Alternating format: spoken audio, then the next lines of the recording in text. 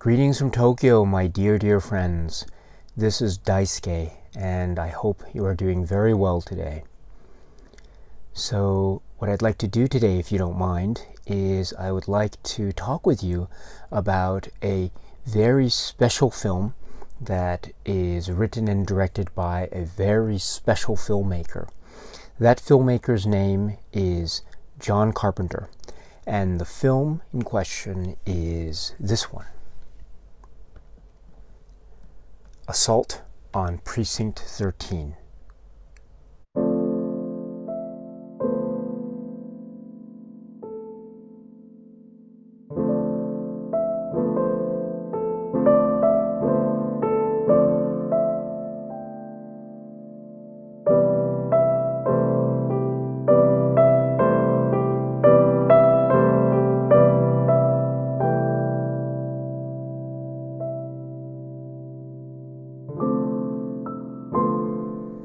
"1976, Assault on Precinct 13. This is the Scream Factory Region A Blu-ray that was released some years back.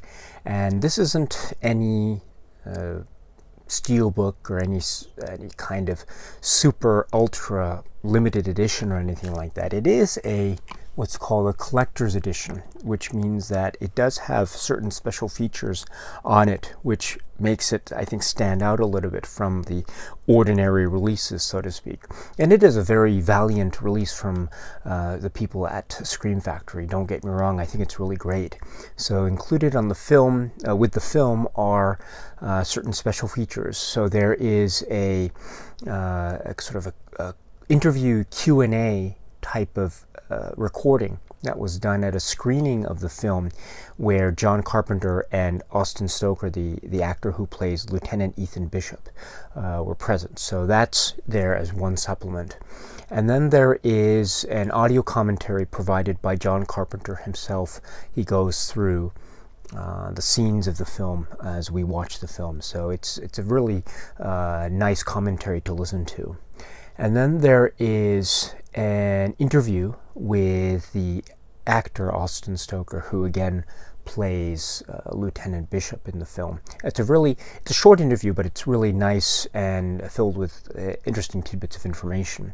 There's also an interview with Nancy Loomis, which talks about her kind of career and her background and the history with her relationships, professional relationships with John Carpenter and others. So it's very interesting, and she goes through sort of her career, at least in the context of her work with John Carpenter. It's a really great interview. So that's with Nancy Loomis.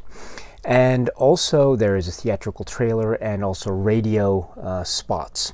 The back of the Blu-ray also indicates an interview with Tommy Lee Wallace, but the Blu-ray that I have does not include any such interview with Tommy Lee Wallace. So I don't know what to tell you about that. But that is the Scream Factory release. Again, it's very good, and it's Region A, which is good for me because, as some of you may know, Japan is a Region A jurisdiction, so you can play this on a Japanese player as well as a US player. I do have a region free player, but it's sometimes a little bit convenient for me to play it on a Japanese player. So to have this is really nice, and the presentation is quite good.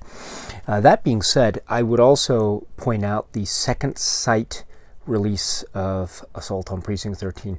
So this is Region B from the United Kingdom. And the reason why I point this out, this is a slightly newer release. This is the standard version. So the limited edition version also was released for a while, but now that's out of print. So if you're looking for the limited edition version of this, you're going to have to look around, maybe on eBay or something. But that had a soundtrack CD together with the Blu-ray, so there's that. But if you're getting the standard disc, what you are getting here is you aren't getting the soundtrack CD, but you are getting the other special features that were included, as far as I understand it. So what you're getting is a different interview with actor Austin Stoker. It's different from the one that was featured on the Scream Factory release, and this is actually a very good interview. Then you're also getting an interview with Joseph Kaufman, who is the executive producer of the film. Again, very informative. And then you're also getting, you're getting the interview with Tommy Lee Wallace. Now, I mentioned that here the back of the Blu-ray on the Scream Factory release indicates an interview with Tommy Lee Wallace, although the disc bonus section, for whatever reason, does not indicate any such interview. Whereas here, you are getting an interview with Tommy Lee Wallace. So that's very interesting. Then you're getting the interview with Nancy Loomis, which also appeared on the Scream Factory release.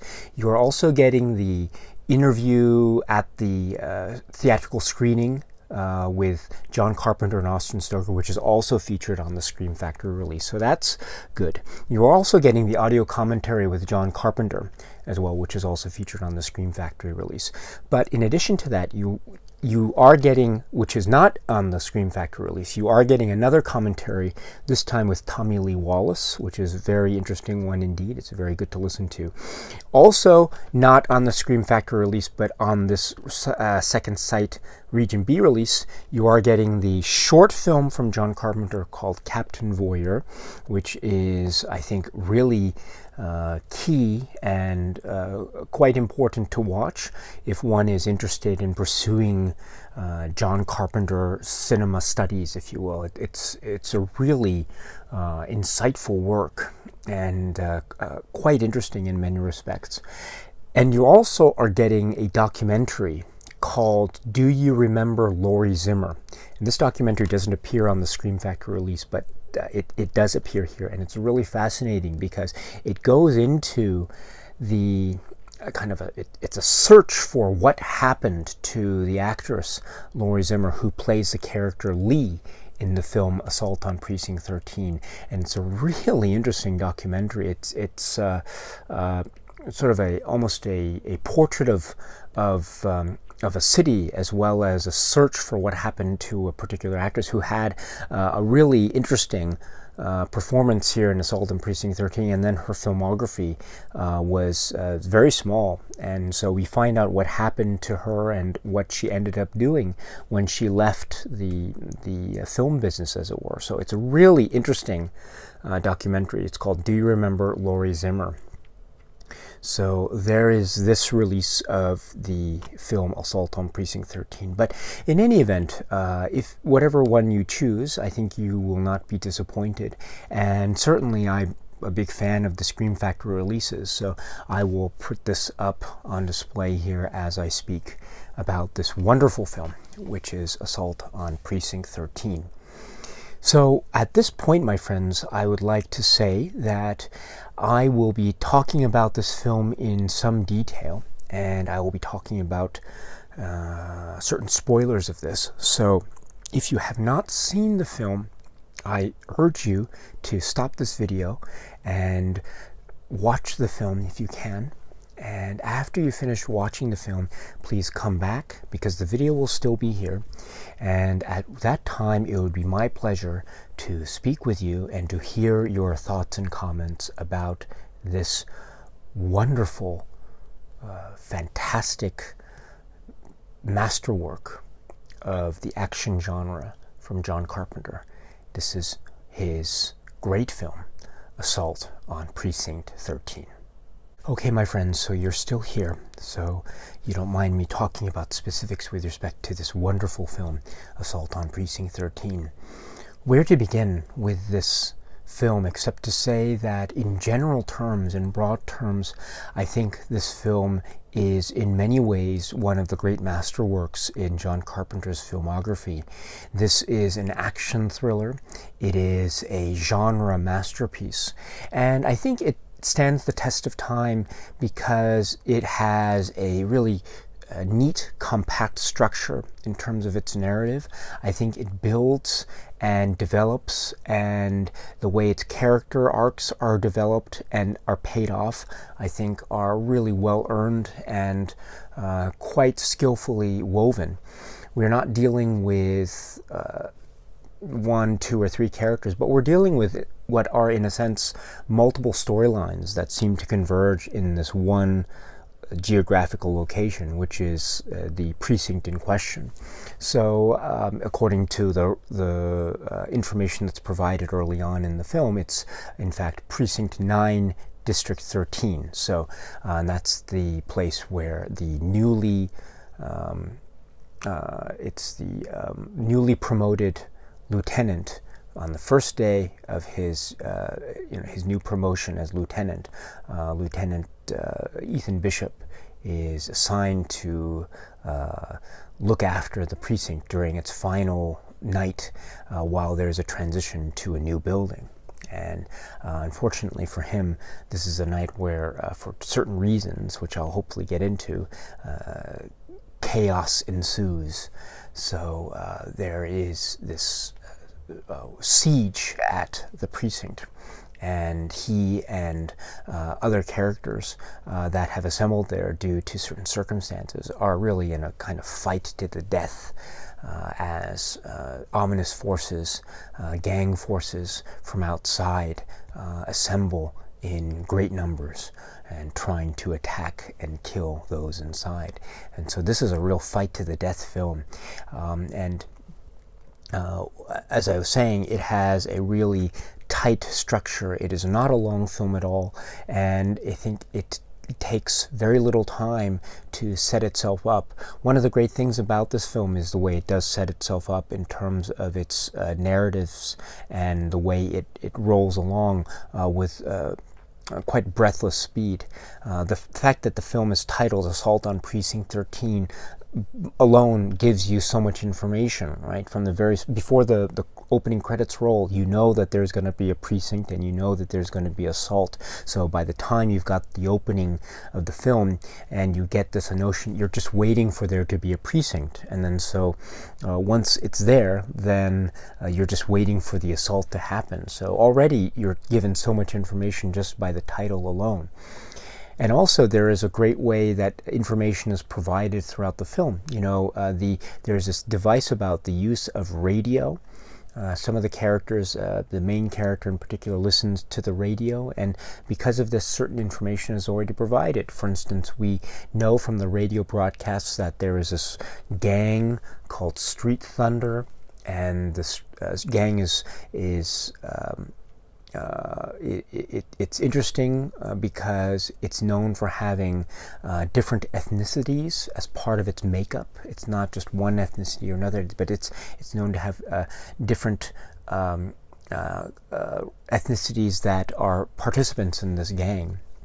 And that also explains the makeup of what are known in the closing credits as the warlords, the 4 warlords that are shown towards the beginning of the film, who are engaged in this very ominously shot blood oath scene that takes place after a massacre of certain gang members at the hands of the police.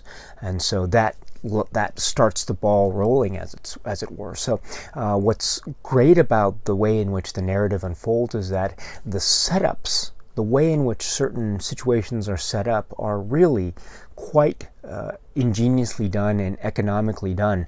Again, from the radio, we also understand that certain shipments or supplies of automatic weapons and guns has been stolen or confiscated, and then pretty soon after we see that the crates with the guns are in the hands of these warlords, and so we realize that the weapons are in the hands of the gangs, and so they are already very strong, and we already get a sense of this. We also get a sense of the underlying tension between the police on the one hand and the gangs on the other. And I think we get this from the outset because, as you know, the film opens with this very darkly lit hallway, and we see these gang members walk through, and we see we see they seem to be armed, and they seem to be trying to get from one place to another. And then all of a sudden, from above, we see the police with shotguns, and they say freeze or something to that effect. But soon after, immediately after, they start shooting, and then we see all the gang members succumb to the bullets, and so they die. And then pretty soon after, we get word from the radio that there was a shootout between gang members and police, which caused the deaths of these young gang members, which is an interesting way of describing it, right? A shootout. We never get any information immediately prior to the start of the film as to what were the events that led up to these gang members trying to walk through this sort of dimly lit hallway to begin with. But in any event, we as audience members were never privy to any kind of actual shootout between the gang members and the police, right? If you look carefully, or at least as far as my memory is concerned, I don't recall the gang members actually firing back. They might have tried, but I never saw shots of them firing back. So if you think about what a shootout would mean, the word shootout means an exchange of gunfire. But in fact, what we actually saw, at least as far as I remember, was the police actually firing at them. It was in a kind of a unilateral shootout to begin with. So this is very interesting. So it's like there is a very nuanced thing that is being layered into the narrative almost immediately. That is this idea of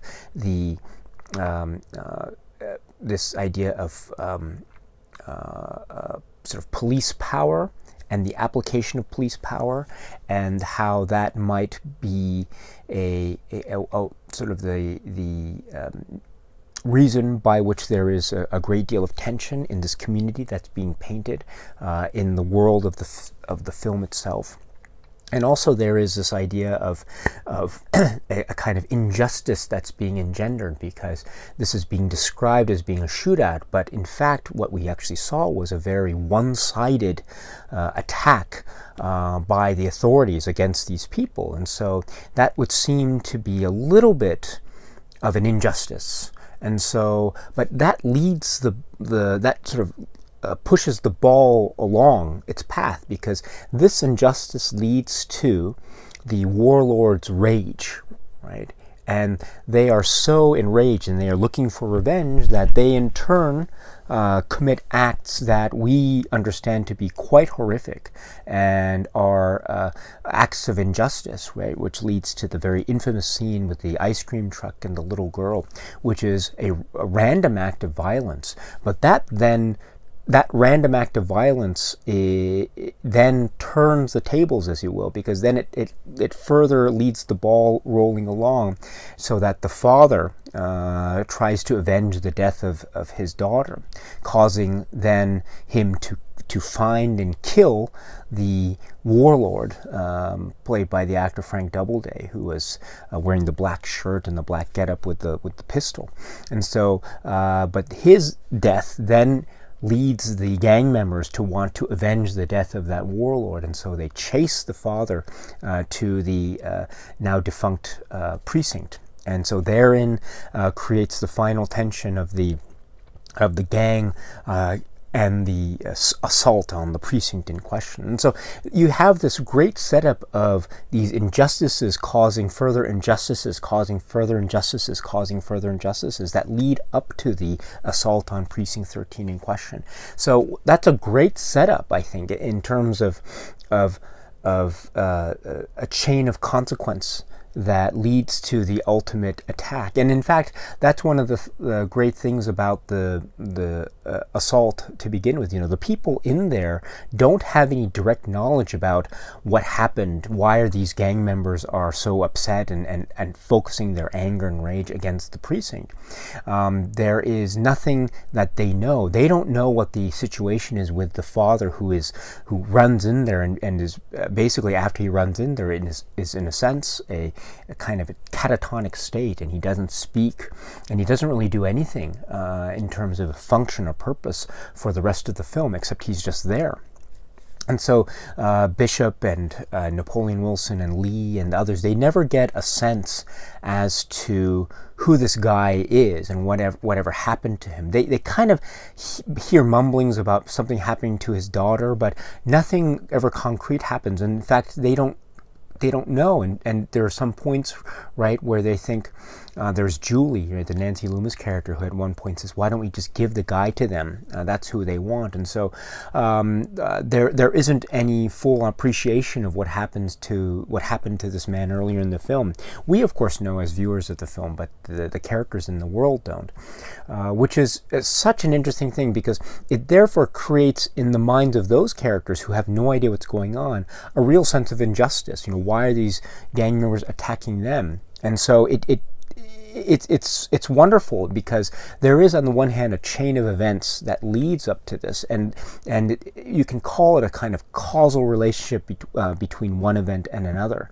But at the same time, they are so foreign from one another, such that the ultimate event, that is the assault on the precinct in question, is due to certain circumstances that the main characters in the precinct don't even know about, which is, I think, a really interesting dynamic.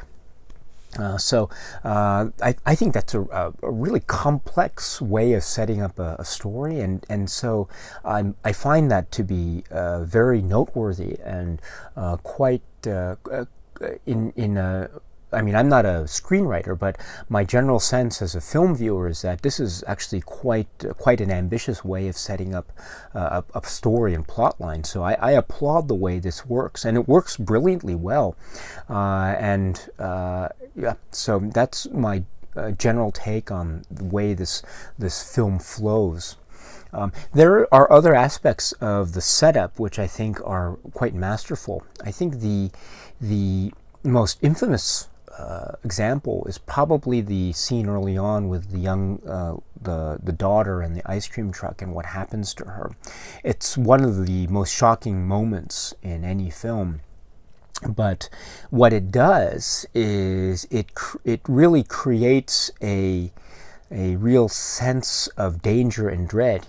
Up to then, we had only seen violence committed against the gang members, which is at the very beginning of the film, with the police raid on them and they shot them down. And so that was the act of violence committed against the gang members. We had never seen the gang member commit an act of violence against anyone else. So that was the first time we had seen that. So it was against this young girl and the ice cream truck driver.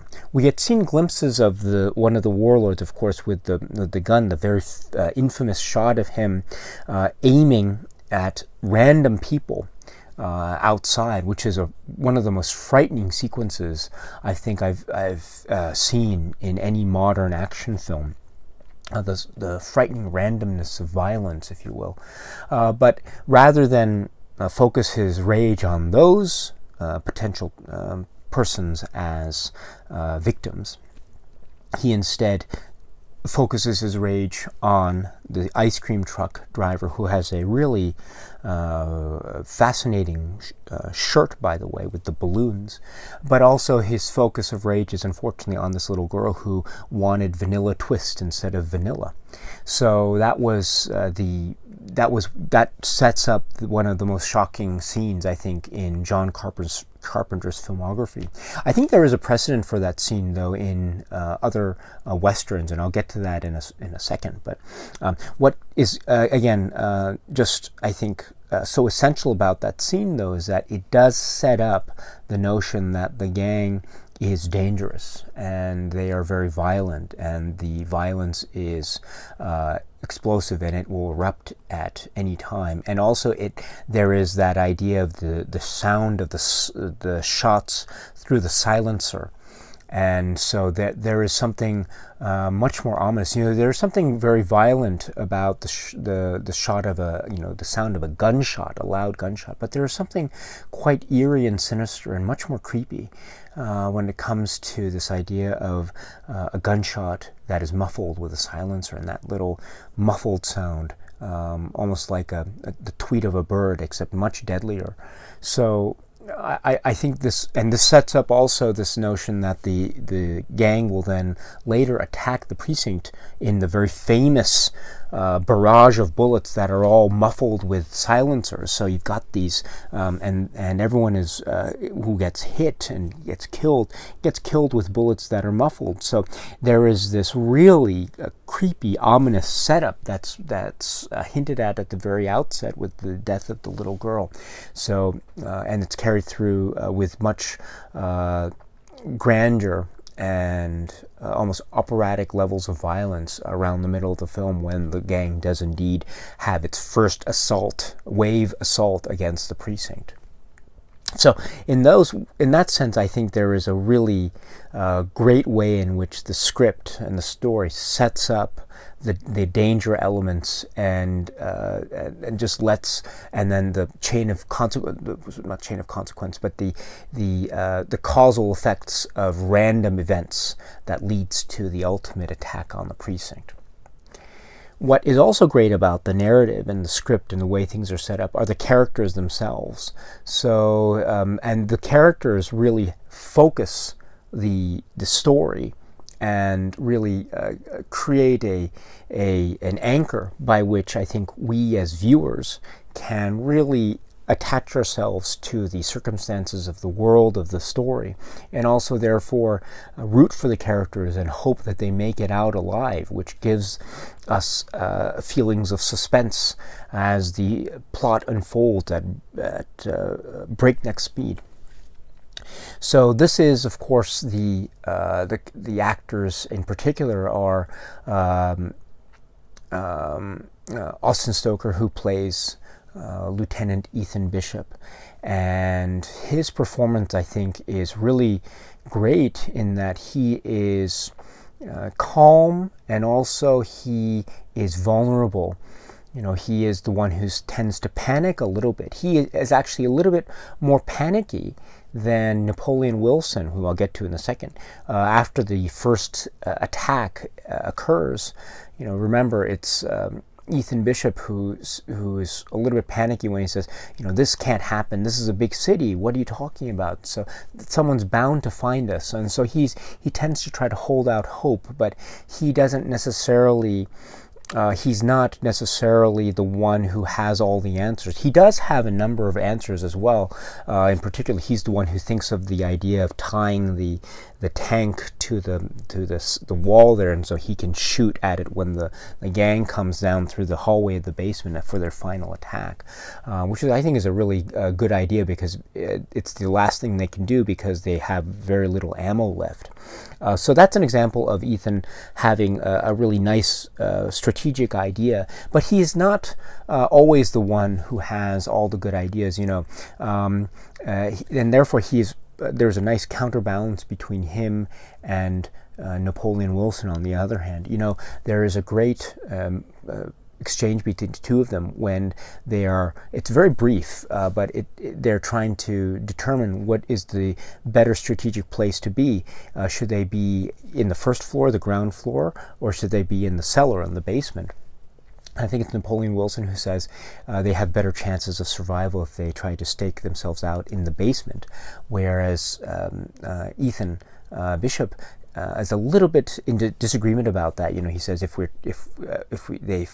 can trap us there and we can die in there. So that's a really interesting exchange, you know, because they're talking about strategy, and in the end, of course, they do have their final holdout, right? Their final battle, as it were, in the basement. So, in fact, Ethan.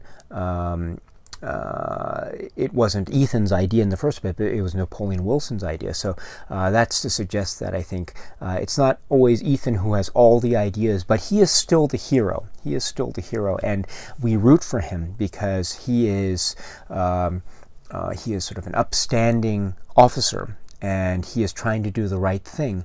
You know, when Julie, the Nancy Loomis character, was very much panicking, and she was saying, "Why don't we give the father over to the gang? That's who they want." And it was Ethan, along with Leigh, who said, "No, we're in this together, right? So, I'm here to protect everyone." And he is also the one who begins his relationship of trust with Napoleon Wilson, up to the point where they actually become very close to the end, where he gives Napoleon Wilson that great moment, that great gesture of allowing him some dignity by allowing him to walk off without being handcuffed. And so I think Ethan Bishop is a really noble character. Not always correct all the time, but he's very noble. And I think he provides a great counterbalance with Napoleon Wilson. Incidentally, before I continue, I should mention also that that exchange between Napoleon Wilson and Ethan Bishop about should they go into the basement or not, that reminds me a lot of the film Night of the Living Dead. And there are many comparisons that can be made between this film and the film Night of the Living Dead. And I think one of them is, if you remember in Night of the Living Dead, one of the issues in there, I don't want to say too much about that film, but one of the issues in there was there was the character of there were characters who were debating about whether or not to go into the basement, the cellar, in the context of this attack on the farmhouse by the undead. And so there was Cooper and Ben, and Cooper was saying the cellar is the safest place. And so it's interesting because Cooper and Napoleon Wilson tend to have the same opinion, right? You should go into the cellar; it's the safest place. And in fact, that's what happens here in this film. And so I've always found that to be interesting. That's a really nice tie, I think, with Night of the Living Dead. As far as other ties with that film, and again, I'll try to get to that later on in this video. Then going to, and before I go to other characters, I should mention that the performance by Austin Stoker with respect to his portrayal of Ethan Bishop, I think is really great. I should point out in particular, there's a scene early on where he comes to the precinct for the first time, and he's talking in one of the offices with Leigh. Leigh gives him a cup of coffee. What's nice about that scene is I think John Carpenter takes the time to allow Lieutenant Bishop to say thank you to Leigh. I love that moment. He takes the time to give him the moment to say thank you, and he walks off and sees, I think, the precinct commander. But another thing is great is notice how he carries his coffee cup in that scene. He doesn't carry it like this, but he carries it underhanded, like this, almost like he's holding it with his entire hand to sort of protect it, or it's almost a gentle gesture, if you will, and it's almost a sign of being intimate. I don't mean intimate in a romantic sense, but I just mean intimate in a friendly sense with Leigh. And he smiles with her, and he's very affable. And he talks about the story about how he grew up around this neighborhood of Anderson, Los Angeles, and how his father had brought him to the precinct one day when he was a little kid with a note because he was in trouble. And I love that story that he gives about how we lock up naughty boys. And I love that story because I don't know if you know, but that is reminiscent of a very famous story that Alfred Hitchcock used to tell about an incident that he would describe what happened to him when he was a little boy, right? Alfred Hitchcock always said the story, and I'm paraphrasing it, about how when he was little, his father had sent him to the police with a note, and he didn't know what the note said, but the policeman read it, and as soon as he read it, the policeman brought Alfred Hitchcock, the little boy Alfred Hitchcock, to the cell, and he locked him in the cell for 5 minutes. And after the 5 minutes were up, he let him out, and he said to little boy Hitchcock, he said, "That is what we do to naughty boys." I'm paraphrasing, of course, but the story of Ethan Bishop when he talks to Leigh is very parallel to that story given by Alfred Hitchcock. And so I really love that, and that's another way in which I think this film ties in to the cinematic past, not just to Westerns, but to Alfred Hitchcock as well. And again, I'll try to get to that later on in this video. But the point that I raised at the very outset of this was I really admire the performance given by the actor here, and just little gestures like the way he smiles, the way he holds his coffee cup, and other things that we see later in the film. His manner after Wells goes and he tries to escape with the car, but then they realize that Wells didn't make it. And there's a moment where Ethan gives a little laugh. He's like, he doesn't know what else to do, and so he just gives a little laugh, but he realizes that Wells didn't escape, but that he died, and so he just then lashes out in anger. And I just love those moments of there's very human. They're very human moments. It's what I think anyone would do in that situation of stress and danger, and so I really admire that very much. Then going to Darwin Johnson as Napoleon Wilson, I think this is one of the great performances. I really think that he is one of the great characters, and Darwin Johnson plays him so well, Napoleon Wilson. I think that he's like a prototype for these cool, iconic characters that we will see later in John Carpenter's filmography. Nada in They Live, Macready in The Thing, heck, of course, Snake Plissken in Escape from New York and Escape from LA, among others, of course. So he is a very cool and somewhat laconic, and so he becomes this. And he is like the John Wayne character. He's very much like John Wayne in maybe Stagecoach. But speaking of those of the sort of Western antecedents of this film, he, I think, provides a really strong link to that, because, as I said, not only does he seem to be based on the prototypical hero or anti-hero that was formed by John Wayne and let's say John Ford Westerns or Howard Hawks Westerns, but also he provides the kind of laconic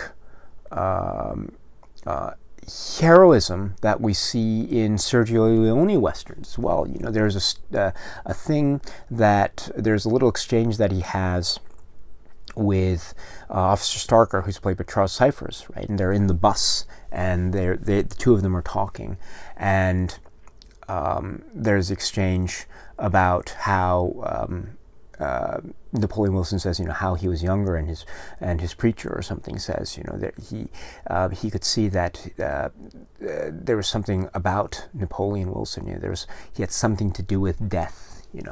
And that is a line that is taken, I think, from Once Upon a Time in the West. Cheyenne, I think, says that, Jason Robards' character in that. And also, in that same dialogue, there's this thing where the Charles Cyphers, Officer Starker character asks, so how come you came to be known as Napoleon Wilson?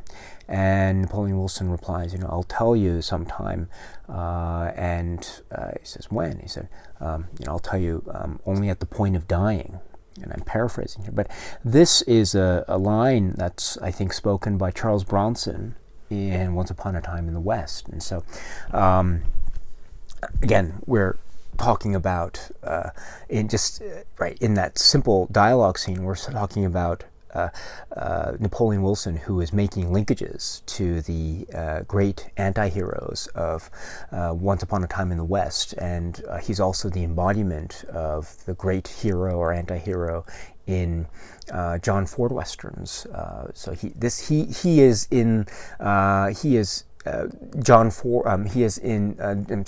John Wayne. Excuse me. He is in the John Wayne mold in John Ford Westerns, and he is this is Stagecoach played out in a sense. So he is, but he's making it his own, and he is adding a roughness and a coolness to it that is, befitting of the modern setting, if you will. And also, it's just the nature of Darwin Johnston's performance that really gives it a great edge. And so that performance creates a a kind of prism, if you will, or a gateway by which the film and John Carpenter can make linkages to the past, to the cinematic past, to westerns, and to American cinema, and also to Western cinema and Sergio Leone and stuff. So I think it's a great character. Plus, he is just so heroic, and he's very smart, and he's very clever, and he knows when to talk, he knows when not to talk. And he, I think, has a really nice sense of humor. He's always asking for a cigarette.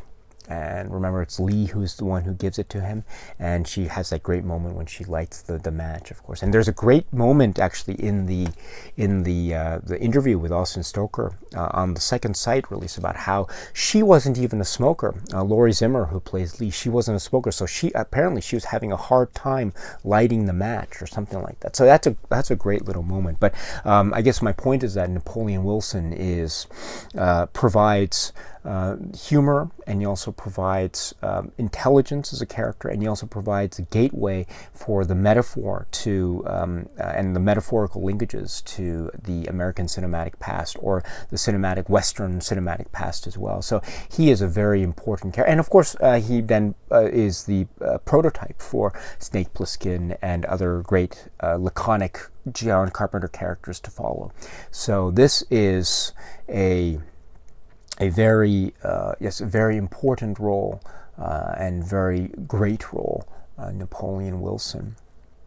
And then there is Laurie Simmer as Leigh, who is, I think, another great laconic character. She doesn't say much, but when she does speak, she is very strong. She knows how to keep her cool. She doesn't panic, unlike Julie. She maintains her cool even when she's shot in the arm. There's that moment when she's shot in the arm, and she doesn't even flinch, which is amazing. And in fact, when the gang member who comes towards her after she's been shot is about to strike at her, she holds her own. She's the one who hits him back. She kicks him in the where the sun don't shine, and then she holds her own even when she's been injured. And so that is a really just a powerhouse of a scene. And from there, she doesn't lose her calm. I think the only time she loses her calm is a little bit at the very end, when after everything has been resolved and someone comes in with a stretcher, and she realizes that this is the last time she'll be able to see Napoleon Wilson. At least that's the assumption. And so she turns almost in a panic, and there's a moment where she's almost going to break down, but she doesn't.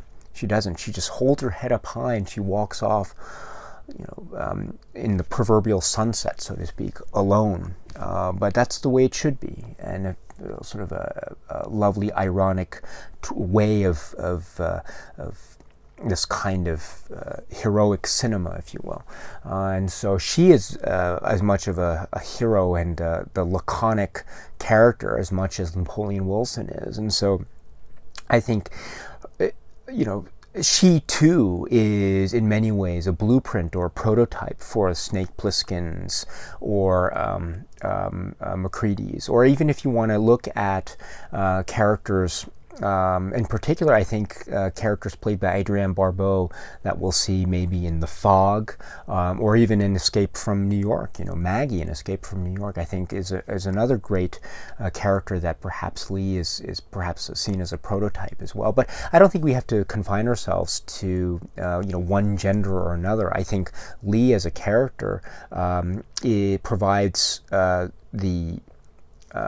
provides great linkages to great characters, whether male or female, in future Carpenter works. So again, just a wonderful character, played so supremely well by Laurie Simmer. So yes, there is the greatness of the performances. Then I should say, I mentioned it earlier, but there are linkages to the American past and American cinematic past and Westerns and John Ford and Howard Hawks. And these details, I think, come up, and they're quite known or they're definitely mentioned in certain essays and write-ups on this great film.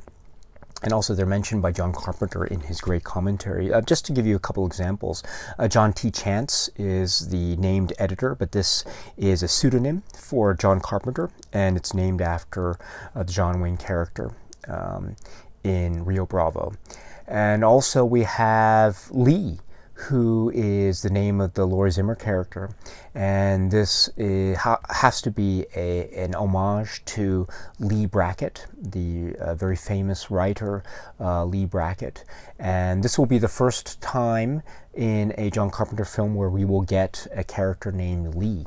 The first of, I think, many occasions where we'll see characters that are named Leigh. In fact, there's another character in another famous film by John Carpenter who's named Leigh Brackett, so it's very interesting. But Leigh Brackett, that's another very famous sort of Easter egg, as it were.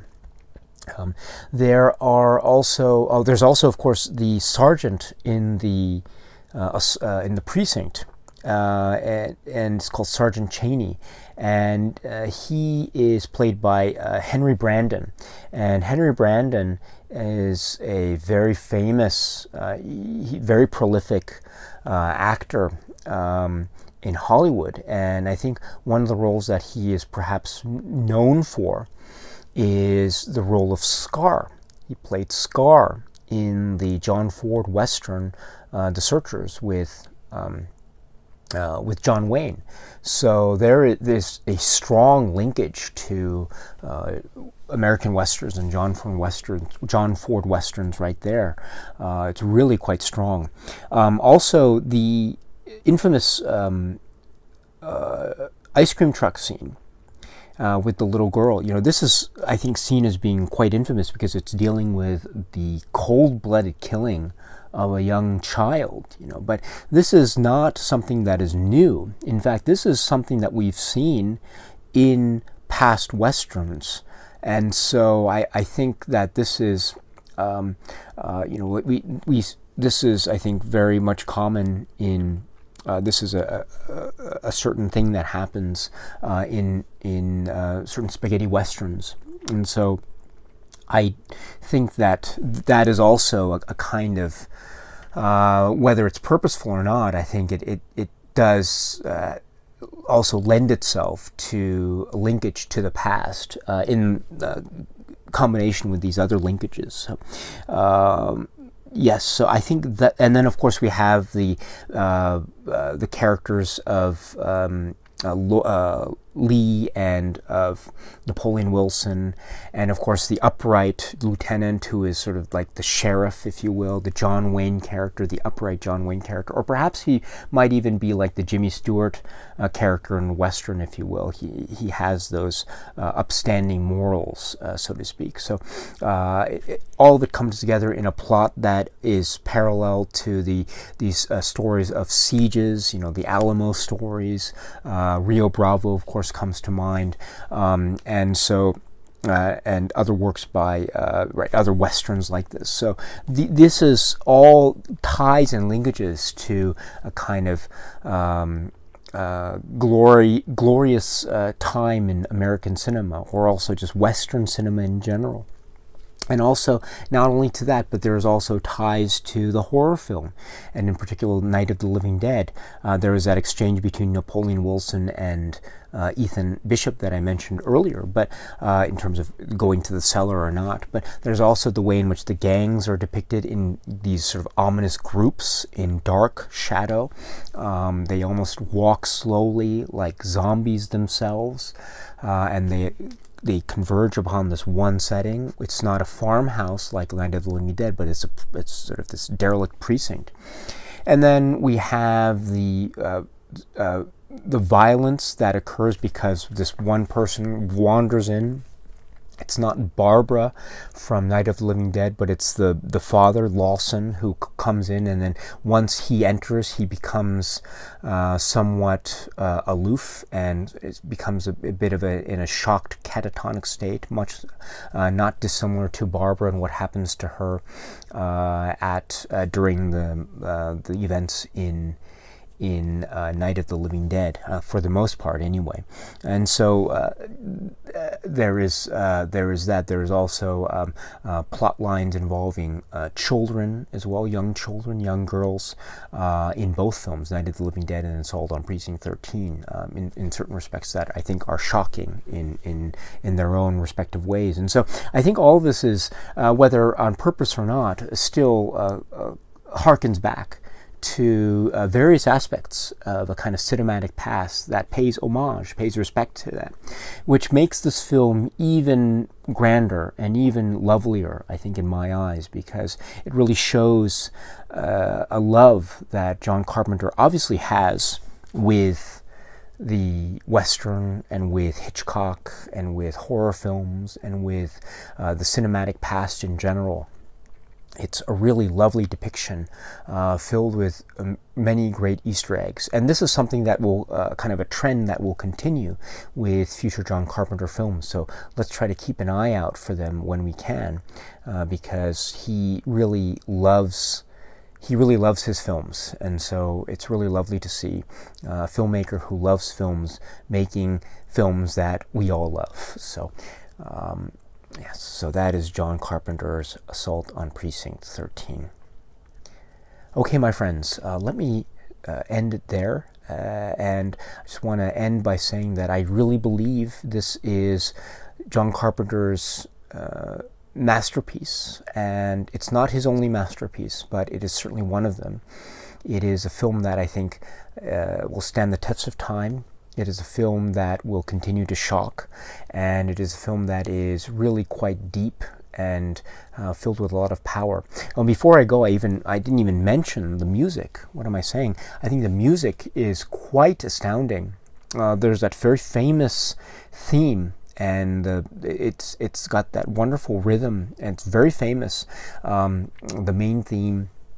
It's very cool and heroic and quite hip, but it's also, there's a little bit of a sinister edge to it. And I think that sinister beat is used, for instance, early on when they're in the car and the gang are looking through them, they're seeing who to attack, and so it not only is it the heroic theme, but it also is suggestive of a certain edge of violence or the threat of violence. So I love that mixture, that ambiguity, that one single theme and the way it's played can conjure up in one's minds and one's hearts as one is watching this great film. There's also the great, slow, somber theme that's used when Ethan Bishop first approaches the precinct, and it's starting to become dark outside. It's also used when, after the first shootout at the precinct, and there's a little bit of a lull, the people inside realize that the Nancy Loomis character has been shot. Julie, she's been shot and she's dead. And so there's a little bit of a dark, tragic note that's added. So I really love the way the music is played up there. It's really a wonderful, it's a wonderful score. It's absolutely a wonderful score, and it's one of the best in a long line of great scores that John Carpenter will be composing. I should also mention that Charles Cyphers as Starker is great. There's also Tony Burton as Wells.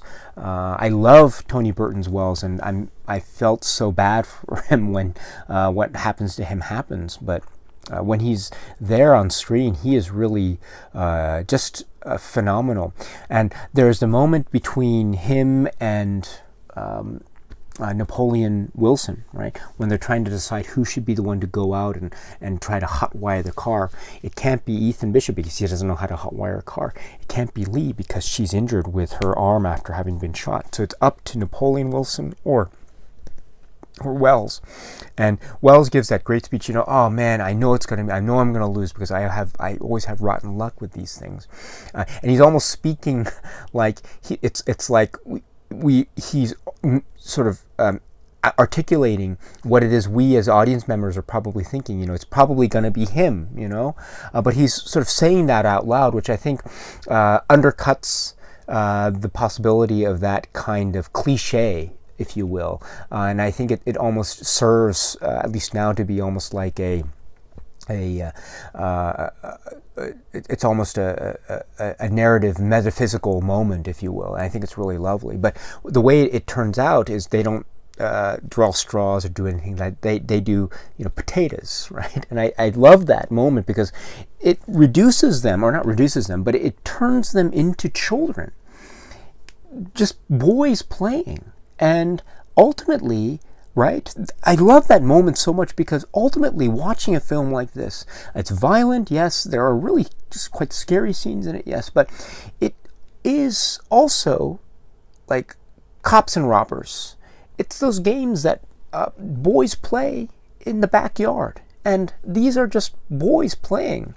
And that's what it feels like. And I love that moment. It reminds me so much of the what happens between the two main characters in the film They Live. There's a very famous fight scene that occurs, and then there's a moment of like just an acknowledgement of the playfulness, or at least a very fleeting acknowledgement of the playfulness there. And it's like they're just boys playing. Well, the same thing is being engendered here as well. It's just boys playing almost. And of course, it never goes against the tension of the scene within the frame of the universe of the film, of course. But I'm talking if we step back and we look at the film as being like a cops and robbers thing, like a fun time, then this moment of potatoes is a really key moment because it just reminds me as a viewer that, yes, this is just like playing. And films are just like this sort of extension of these fantasies of just wanting to have fun and play and to enjoy oneself. And it reminds me of just playing in the backyard or playing in the schoolyard with my friends, and just we would have role playing, or we would do pretend this or that, but it was always come down to these things of who would be the one to go or who would be it, right? That's what this moment is, and I love this moment because it really just reminds me of those this moments, and it just reminds me of this sort of childlike innocence, if you will, of these characters, and that makes this film even more endearing to me. And so I love that moment. It's a really genius moment. So, yes, so those are just some extra things that I wanted to add before I ended. But just to wind down, let me say that Assault on Precinct 13 is an early masterpiece by John Carpenter, and it's been a real pleasure to be able to talk with you about this. I apologize if my comments are somewhat shallow and somewhat incomplete, so please forgive me. And if you disagree, that's fine. I'm very happy to hear your disagreement. I would never want to presume that I have the be-all, end-all opinions on this film, because I don't. I'm just one person who just happens to enjoy this film, and I hope you do as well. And if so, I'd love to hear what your thoughts and comments are on this really great film, Assault on Precinct 13. So if you do have anything you'd like to say, or anything you want to talk about, please feel free to leave a message in the comment section below. I would love to hear what it is you have to say. Okay, my friends, let me end it there, and next time I will be talking about the film Halloween. So please, I look forward to seeing you then. In the meantime, my friends, please be happy and healthy and well, and please, please, please keep on watching a lot of great movies. So until we meet again, my friends, cheers.